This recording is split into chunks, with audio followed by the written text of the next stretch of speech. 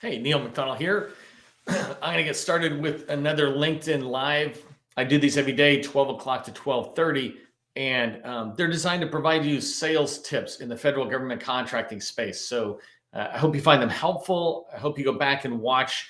This is week 4 that we've been at this, and my plan is just to do it every day for a long time. And but a lot of the content I've already put out is really good stuff, and you'll find, I think, super valuable. So go take a look at that when you get a chance. You can find it in LinkedIn and an article I have, or you can go back to our website, www.govconchamber.com, and you'll find a whole bunch of blogs in there. We try to put a blog onto our website after every one of these LinkedIns, so you have reference to it. And then the other thing is make sure you get in the directories that's on there. If you have any questions that relate to government contracting, some hurdle you're running into, definitely let me know. Either shoot me a private message on LinkedIn or connect with me, or put it right here in chat. And if you're watching a replay of this, feel free to put it in the comments, because I'll see it. I'll come back and notice that you put a comment in there. But I'd love to be able to target any particular hurdle or question you have out there. So anyways, we're here, 12:01. You see me looking down. It's just because I'm looking at my clock and I'm trying to monitor that. But I think I'm going to go ahead and get started here.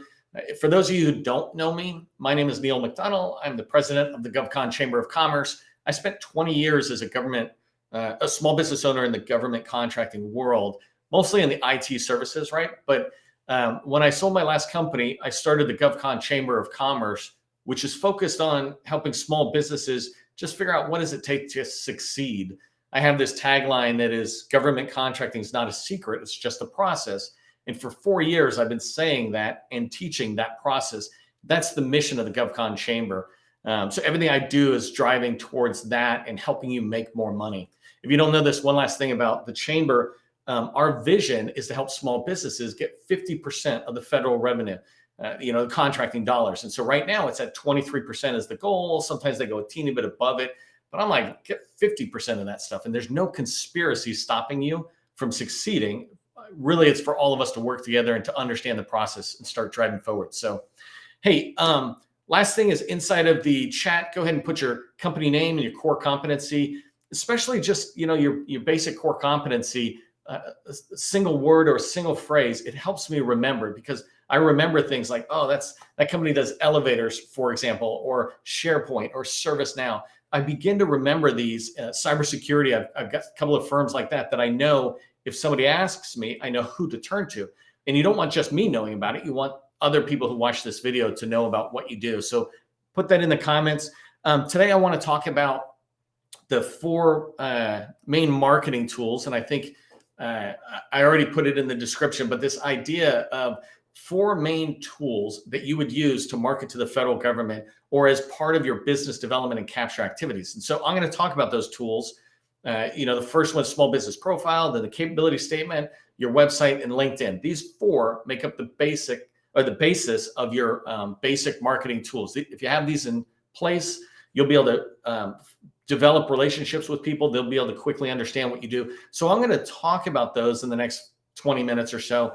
And each one of them, I want to give you just a little bit of understanding about the tool. And then the number one mistake that we all are making out there, and I want you to walk away from today's live session, or if you're watching the video, from watching this video, I want you to go check these number 1 mistakes and see if you're making any of them. So let me get started with the small business profile. The small business profile is made up of SAM and DSBS. So GSA, the General Service Administration, they run SAM. And when you start a new company, you register in there. And as you move forward, the Small Business Administration has a complementary database called Dynamic Small Business Search Tool, or DSBS. Together I call them the small business profile. And so that's what they are, right? And the number one purpose of this tool is for market research. It's the number 1 tool used by federal government agency buyers when they're doing market research, looking for small businesses like yours that can do the work that they need to get done. And so they go into this tool and they search hundreds of thousands of businesses, trying to find out if there are any that are qualified. So it's part of their market research effort, but it is the number 1 place that they go, especially to find new businesses, right?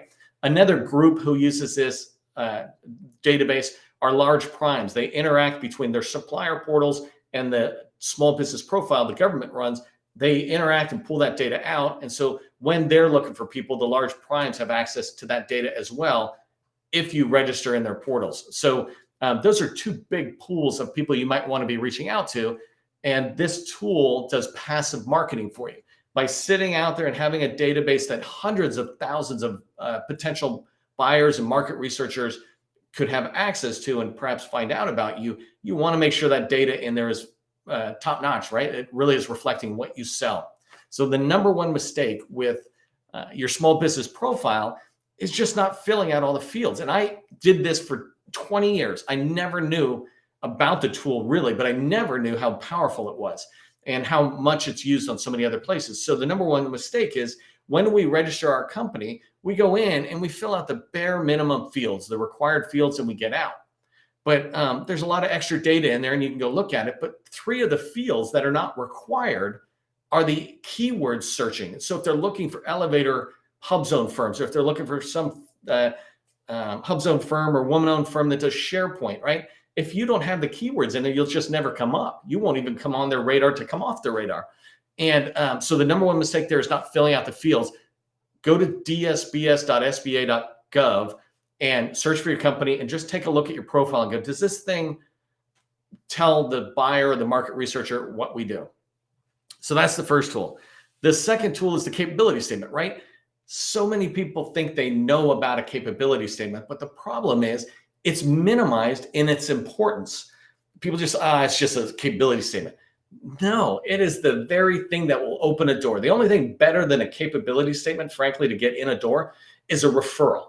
If somebody refers you in, that's the best, right? That's called a warm introduction. It's a warm call, not a cold call. But your capability statement is awesome. And what it is a single page, front only, single page that communicates what your company does in 6 seconds. In 6 seconds, somebody can read that and understand what you do. And the way I describe a perfect capability statement is that the key information is laid out in a Z format. For example, your company logo, I don't know what side I'm on, but imagine I'm starting on the top left, right? Your company logo coming across to your cage code and your EUI number, and then your tags. If you got an SDVO or a woman-owned certification or a designation, put that logo up there. In 1 second, they see that you're registered in SAM, have a cage code. Okay, they're registered. They see you have any of these certifications. Got it. You don't say it, they say it. And then coming down, they see your core competencies. What do you do? Down to the bottom, they see the bottom left. They now see your past performances. It's like, okay, here it is. And then everything I called it boring information, you put at the bottom. So your contact information, your NAICS codes, all that stuff just push down. No one cares about your contact information until they decide they like you and they move forward. So in 6 seconds, I can go across and see what tags you have, see what you do, your core competencies, see where you've done it, and make a decision on whether I want to continue having conversations.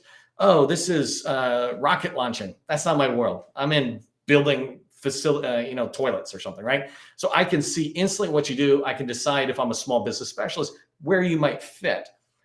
This capability statement is not designed to be communicating all the information. That's the website, and I'll go back to that in a second. But in here, the purpose of the capability statement, just one purpose really, is to get a meeting, right?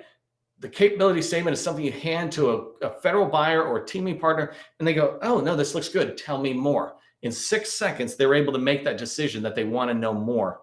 And another side purpose, just correcting my windows here because I got little tips for myself. Another side purpose here is that it leads a conversation. So if you lay it out in the way I say, and you've got that paper at a matchmaking event or at a meeting with a federal buyer, teaming partner, whatever, they look down and go, well, tell me more about this data analytics stuff you do, right? Cyber and cloud, I'm less interested, but data analytics, tell me more. It's like, okay, now we're having a conversation. So the capability statement is not designed to be read like a book or an ebook type thing. It's designed to help start the conversation, right? That's the second value to it. So here's the biggest mistake on capability statements. There's just too many words. I just alluded to it, right? Too many words, and it makes it hard to really understand what you do. Hand this to somebody, give them 6 seconds, have them give it back to you and tell you what they do or what you do. and you'll know if the capability statement is communicating quickly enough what your company does. A second mistake that I'll mention, just as a little bonus, is when you look at any electronic document, a PDF, a Word document, Excel, doesn't matter. When you look at your capability statement, go up into the File tab, whatever it is on Mac, and go to the properties for that document. It's called metadata, right? This data, if you don't know about it, learn about it. It's incredibly valuable to just running your business. But if you learn about the metadata, you'll be able to go in and realize you can put things like all the extra keywords you might want to put in there. You can put extra NAICS codes. You can put a bunch of stuff in metadata that isn't crowding this single paper. But when it gets searched and somebody's looking for a company that does something that's not on the front, but it's in the metadata, your document will come up.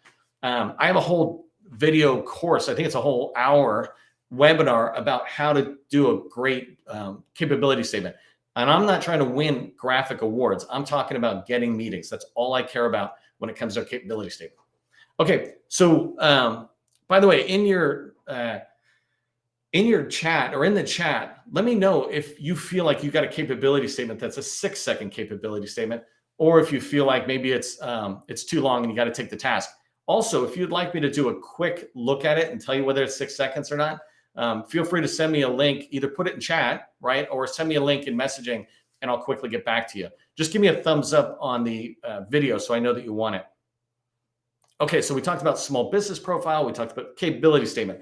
We're working in order, by the way. So somebody goes and looks for you in DSBS or in SAM, and then they move out, and now the first marketing piece of paper and asset is the capability statement. If they want to know more, they can go into your website. And your website have as many words as you want. It needs to be easy to navigate, but you can really go into detail about what you offer, all those things you want to say. I've seen capability statements where people say a lot about the owners and the founder. It's like, no offense, but no one cares about that with a capability statement.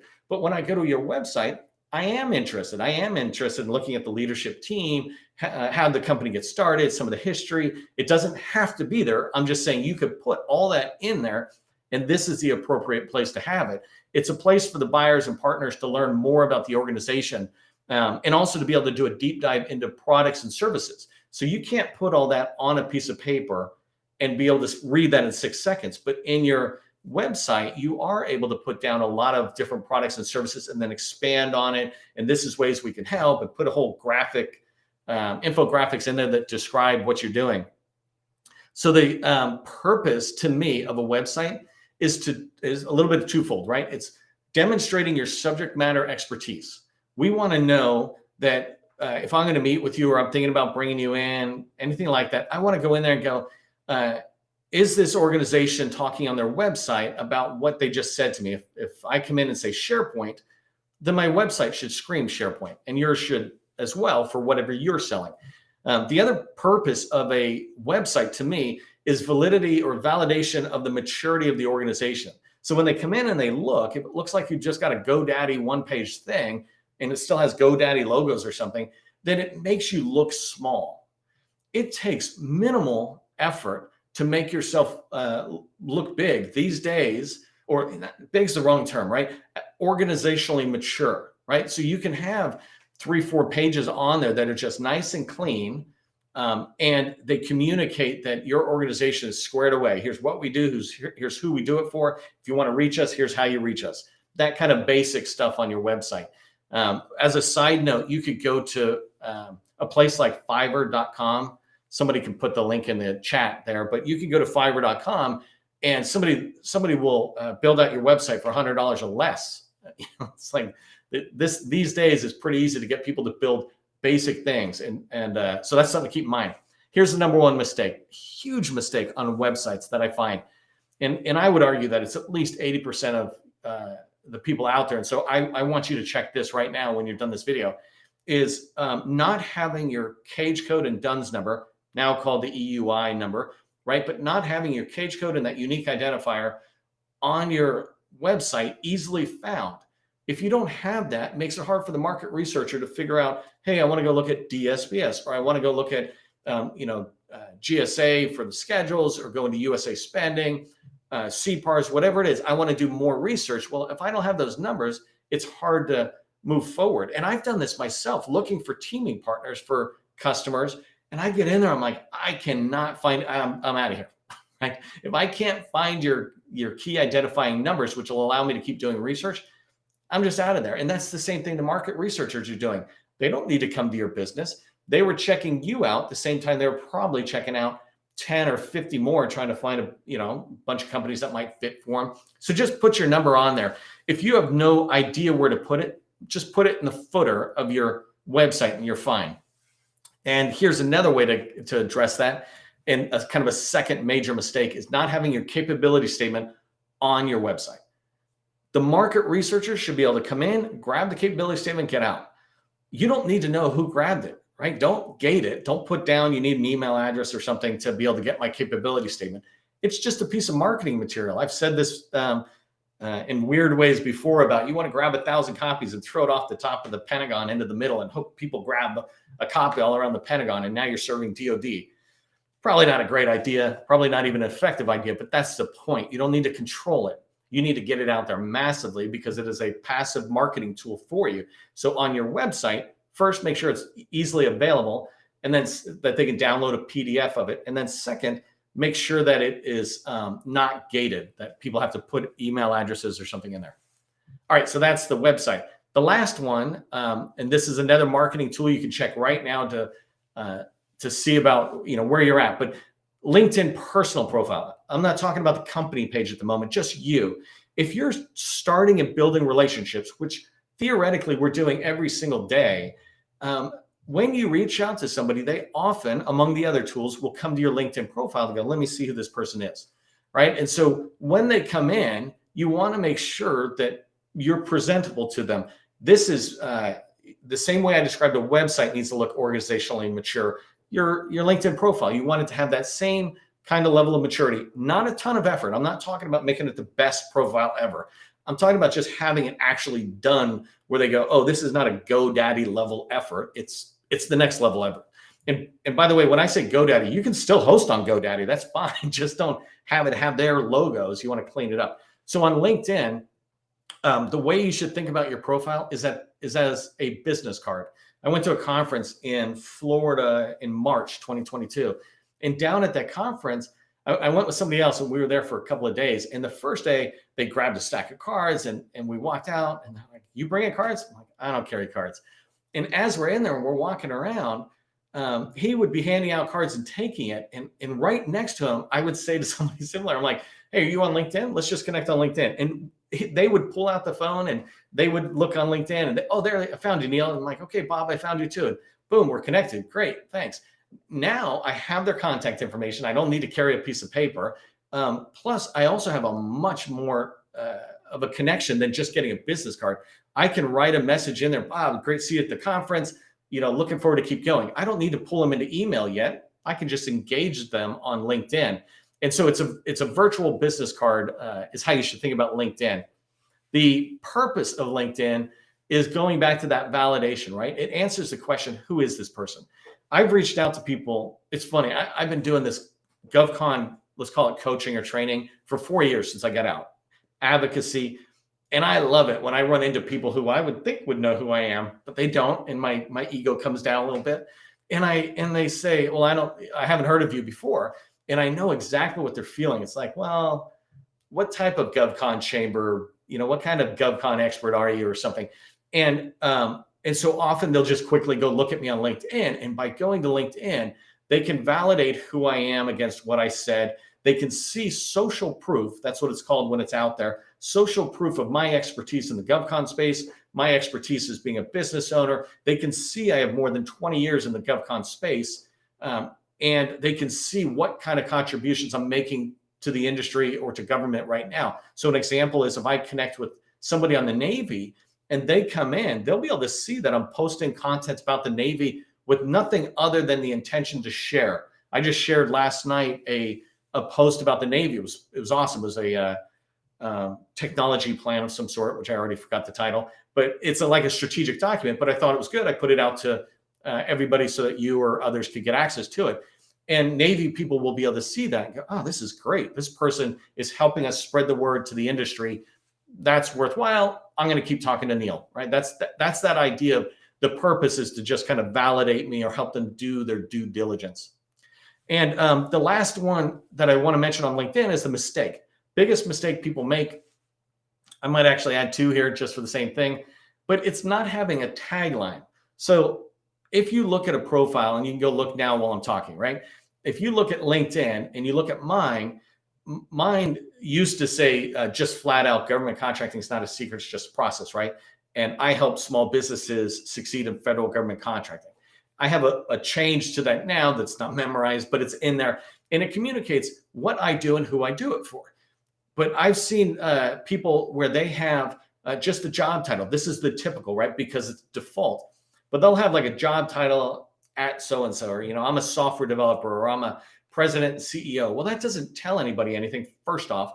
Second, when you engage on LinkedIn, you give a like, you write a comment somewhere, all that anybody out there sees is your name and your tagline. From those, they decide whether they want to click on your profile and go view your profile and look at you.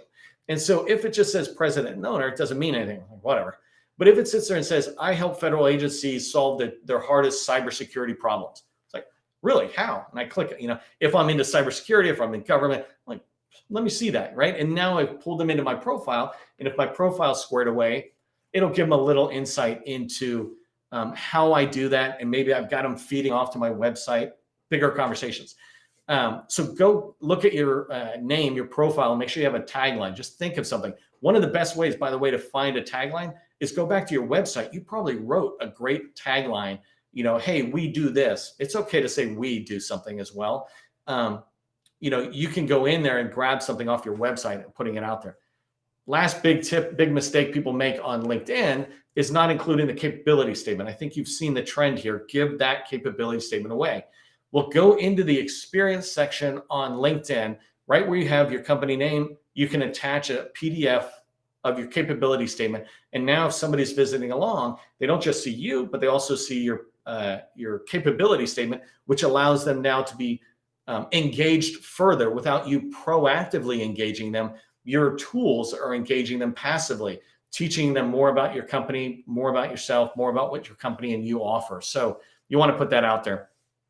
Anyways, I'm wrapping up on those tips. I want to see, in the comments, if you'd like me to take a look at your capability statement, your LinkedIn profile, make sure you connect with me. I'd be happy to take a look at your LinkedIn tag and just give you my quick feedback. Right, I'm not looking to spend a lot of time on it. I got a day job like the rest of you, but I'd be happy to go in and look at it and just give you a quick message on it. If you found this content valuable, give it a thumbs up. I put this stuff out there with the purpose of helping you. So I'd like to just be able to see that. And your thumbs up also pushes this out to other people who maybe don't know about it. I just want to remind you that on our website, you'll see a lot of different content related to homework. I'd like you to go in there and pay attention to the fact that we've got a homework tab, and in there, it's got all sorts of information about different agencies, how to learn about the agencies, how to get in the door with some of these agencies by using their own information and documents to guide you in. So when you get a chance, go take a look at that. Okay, and then I'm just looking, I don't see any chats there, and I am going to wrap up early because it's 70 degrees and I got my point across. And I don't see any questions, so I think I'm good to go. I just want to remind you, I'm Neil McDonnell. Government contracting is not a secret. It's just a process. These things I just laid out for you today are part of the process. And if you watch this video again to see those mistakes that are being made, it'll take you 2 seconds to fix them. And then you've matured your organizational marketing. I'll see you next time.